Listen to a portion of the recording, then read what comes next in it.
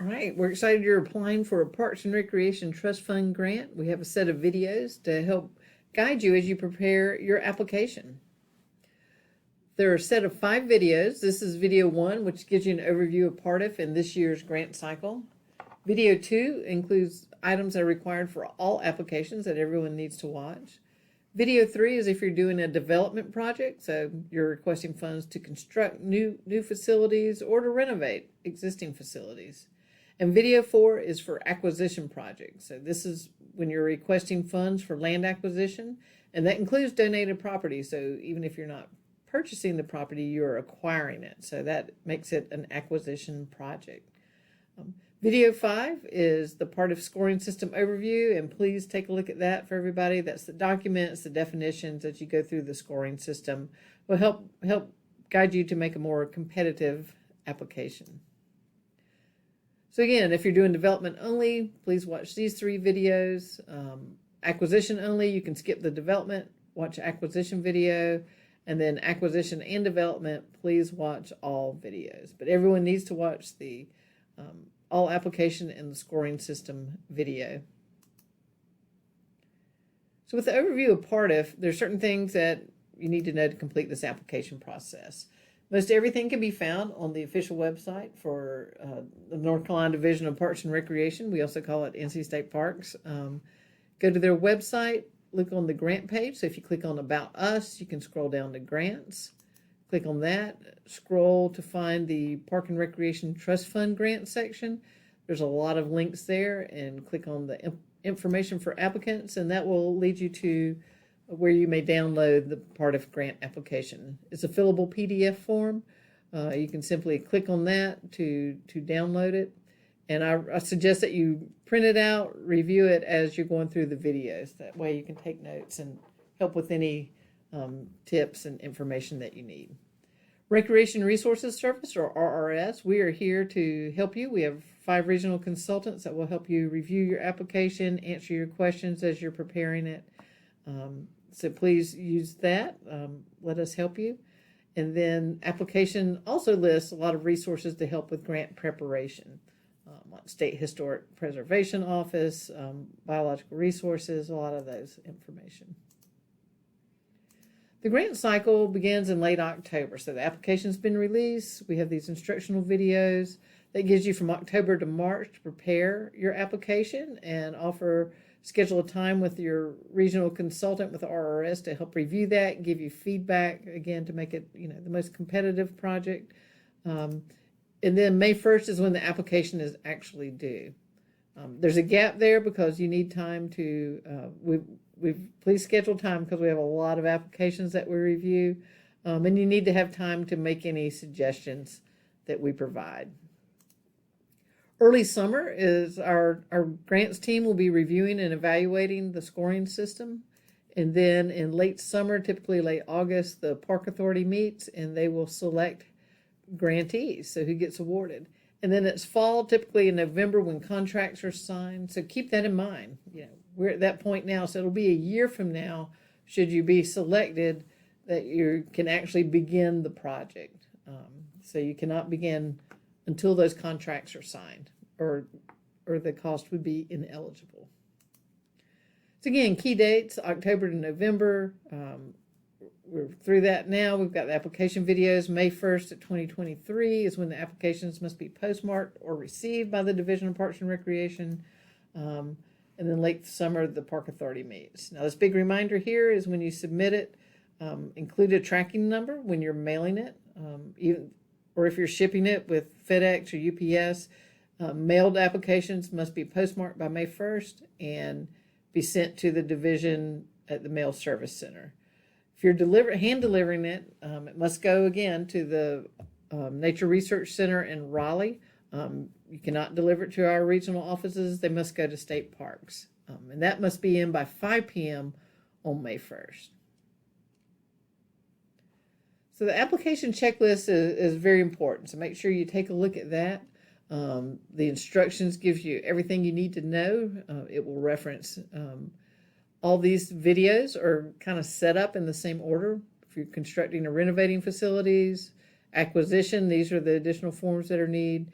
and then scoring system if you have these items that are submitted. All applications must include this 1 through 8. Page reference numbers are provided in this document. So if when you're looking at the site plan, pages 8 through 10 provide you information on how to prepare that. We also talk about the number of copies that are required. So everybody has to have one full paper copy of all the documents and one complete digital copy. The digital copy would be placed on a thumb drive. And notice that the copies required, everything is one except for 2 items. So the description and justification and the site plan, we need 15 copies of each on the paper version. So as you do that, that's what's given to the Park Authority. Those are the 2 documents that you submit that they see. And we want to make sure that your description and then the site plan are how you intended for them to see it, rather than relying on us to print. Please do that and provide those copies. Some things are only if applicable. So in this example, if you're not building something with a local school, you would not need to have that. So that would not be applicable. The only time that site control for your attorney certification is not applicable is if you're requesting to acquire property with PARTF. You would not have site control if you have not yet purchased it. Otherwise, you must have that or it could be ineligible. On these lower section here, on the scoring system, those are if available. Not everybody will have all of these items, so if it's not available, you would not submit it or get points for it. And then on the naming conventions, please look at what's in parentheses. So the checklist for submitting checklist, you can number that number 1, checklist. Land value would be named land value. So go through all of these and please name them in this manner with the numbering system, and that will help us most efficiently as we review all of the applications. That helps us sort through those much easier. So eligible applicants are counties and incorporated municipalities. Joint applications are eligible. Reach out to your consultant if you're thinking about doing one of those. There's a few little caveats to that. If you're doing land acquisition or development on a single site, those are eligible projects. Development, also remember, development includes renovation. And by single site, we need 1 park. So, if you were say, hey, I want to apply to put 5 playgrounds on 5 different park sites around our city, that would not be eligible as 1 project. You could submit 5 applications for that, but it must be a single site. You may request up to $500,000, and you're required to match it with at least $500,000. You do not have to apply for that much. Again, it's a dollar-for-dollar match, so keep in mind that the appraised value of donated land, if you're doing an acquisition project and the landowner is going to donate it or sell it at a bargain sale, you may use that donated value as part of your match. So please reach out to your RRS consultant to talk about that, and we can work through that with you. But if you've already taken title to the land, that would not be eligible.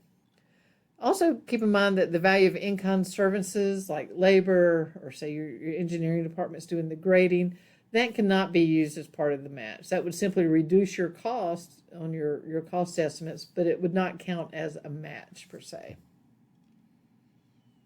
Also remember that the PARTF program is for public park and recreation. So any property that's acquired with PARTF would be dedicated, would have a deed restriction, dedicating it in perpetuity for public recreational use. So it's a great way to protect some open space, some parks for generations in the future. Facilities that you're building or renovating with the PARTF grant must be used for public recreation for 25 years minimum. So keep in mind that if you've some facilities, if say a trail gets washed out that was funded with PARTF, you would be responsible for getting it back in repair and using your own funds to get that in order. Or a playground that needed replaced that was purchased with PARTF funds or developed with PARTF funds, 10 years ago. You cannot come back to PARTF to pay for that, and you must, to keep it in recreational use, it would be the applicant's responsibility to cover those expenses.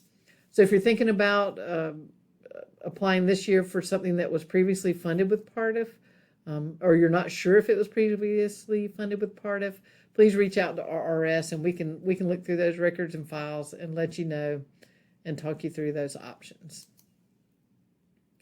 So evaluation, PARTF staff with RRS and the DPR grants team, we divide up in scoring teams, evaluate all the applications.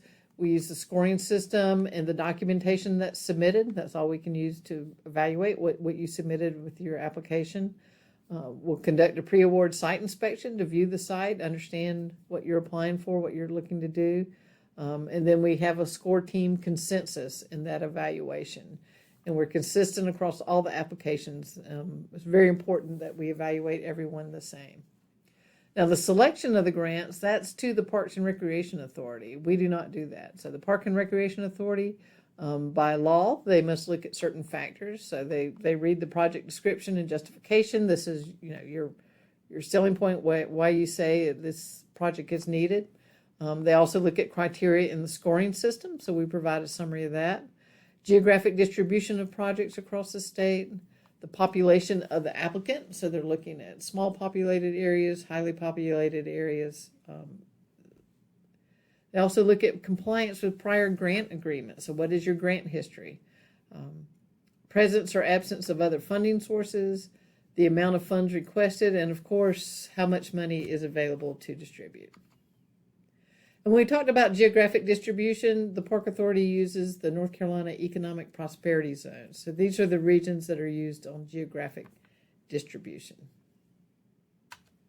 If you are awarded a grant, you will see the grant manual, which goes through all of your obligations for the grant, how to prepare your reimbursements. You would sign a contract, start the project. Again, this is a reimbursement grant, so you must spend money, submit your invoices, and then you may be reimbursed. So as you need funds, you may turn in your application or your reimbursement invoices and submit those to us for reimbursement. Audits and inspections will take place during the course of your contract. There's a 3-year grant period, so you have 3 years to complete it, and we'll do those annually. And then once you complete it, we hope you have a great ribbon cutting. We want to be out there, let everybody celebrate, see folks using the grant-funded project, and enjoying the park. So RRS, we have 5 service regions. So depending on what county you're in, contact us, and we'll connect you with with your regional consultant who can give you advice, review your project, and help you along the way. Thank you. This is the conclusion of our first video, the PARTF overview and grant cycle. Please take a look at the other videos and let us know if you have any questions. Thank you.